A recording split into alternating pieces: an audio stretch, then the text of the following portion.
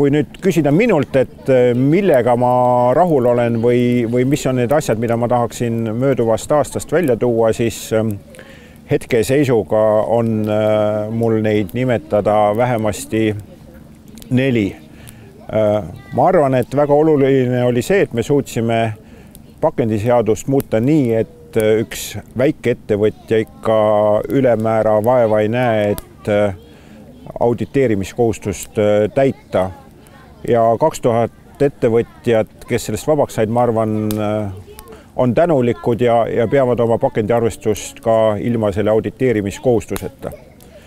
See sügis oli väga kirglik debatt keskkonnakomisjonis, mis puudutab veeseadust ja kuidas põllumehed siis saavad edaspidi laotada sõnnikut, läga ja seista selle eest, et põhjavee kvaliteet ei halvene.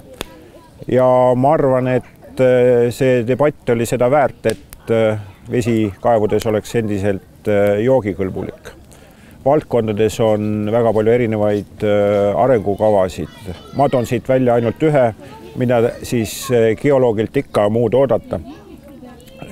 Te juba aimate, et tegemist on siis maapõuepoliitika põhialuste dokumendiga, mida me koostama hakkame. Ja toon siia juurde ka 4. teema, mis minu meelest on tulnud siia selleks, et jääda ja see on seotud siis kliimaga. Praegusel hetkel on 18. detsember, lapsed on minu taga metsas oma jõulukäikudel elevust täis, aga te näete, et lumega on väga kitsas.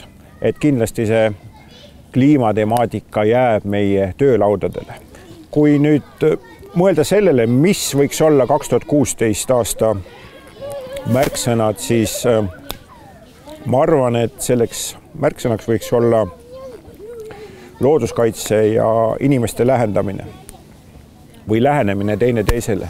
Ja see ei pea tähendama minu arusaamist mööda seda, et looduskaitse läheb nüüd inimeste juurde, vaid see, et mõlemad pooled muutuvad selles debatis, dialoogis teineteist mõistvamaks. Meie suudame oma vajadusi selgelt väljendada, olla selles protsessis sõbralikud. Mida veel aastast 2016 ootan? Teemasid on erinevaid, et võib rääkida suurtest asjadest, aga probleemid on meil juba kas kaasas või kohe tulevad ja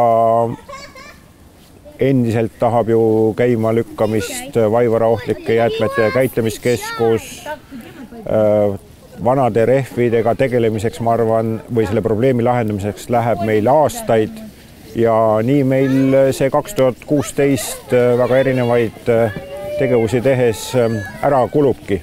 Häid jõule ja head lähenevat uut aastat!